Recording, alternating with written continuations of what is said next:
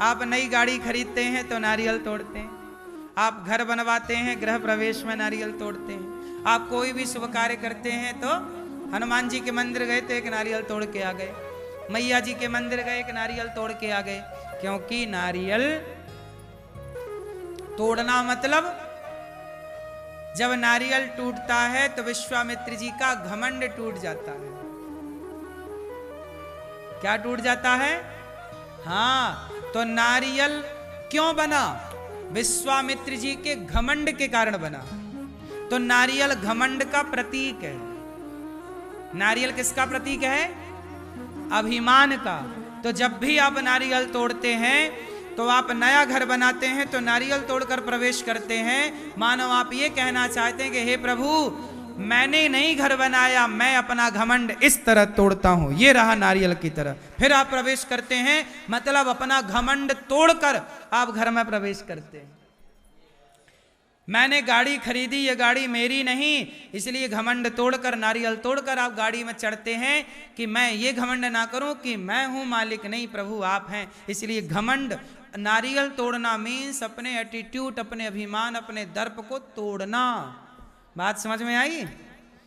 लेकिन लोग समझते नहीं ना। जब तक आप अर्थ नहीं जानोगे चीजों का, तब तक उसका भाव कैसे प्रकट होगा कि नारियल हम क्यों तोड़ते हैं पता ही नहीं है, तो सब तोड़ते हैं तो हम भी तोड़ रहे हैं। उसके पीछे का रहस्य हम जानते नहीं और जानना चाहते नहीं। तो नारियल तोड़ने के दो भाव हैं। पहला, घमंड टूट गया, और दूसरा, नारियल तोड़ देने से बलि मान ली जाती है। जैसे किसी को, जो लोग कहते हैं ना हमारी तो प्राचीन परंपरा है कि हम बलि चढ़ाएं, तो बलि चढ़ाओ पर बकरे की नहीं, नारियल की बलि चढ़ाओ। नारियल तोड़ दो, वो बलि मानी जाएगी। वो क्या मानी जाएगी? क्या मानी जाएगी? वो बलि मानी जाएगी। क्यों? किसी जीव की हत्या करना, भैंसे को लोग मारते थे पहले, भैंसा काटते थे, बकरा काटते, आज भी हमारे देश में कई जगह बकरे कटते हैं। तो हम लोग नारियल तोड़ते हैं। बलि हमारे यहां पूजा में बलि है, पर बलि का मतलब बकरे की बलि नहीं। हमारे यहां बलि दो चीजों की बलि होती, पता आपको? एक तो होती है बलि नारियल की, दूसरी बलि होती है कद्दू की। कद्दू समझते हैं? कुम्हड़ा, कद्दू। और क्या बोलते हैं कद्दू को? काशी फल, पेठा कद्दू हैं?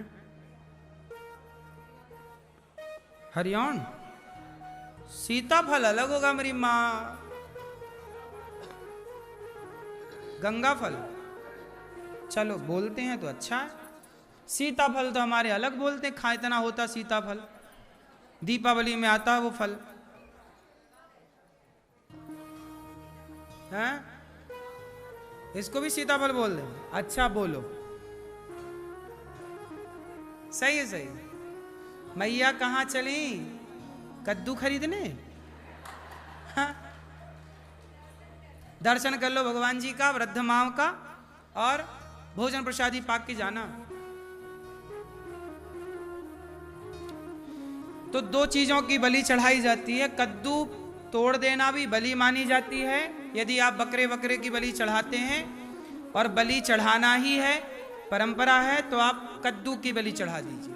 कद्दू काट दीजिए, कद्दू पटक दीजिए, टूट जाएगा, बलि हो गई। और या नारियल, आपका धर्म भी बचेगा और आपका कार्य भी पूरा हो जाएगा। ठीक है?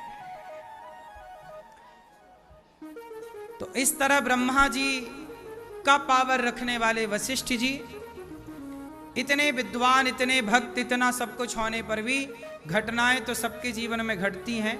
इसलिए हर समय, हर हाल में, हर परिस्थिति में ईश्वर का चिंतन करना चाहिए, भगवान को कभी नहीं भुलाना चाहिए। सही है कि नहीं?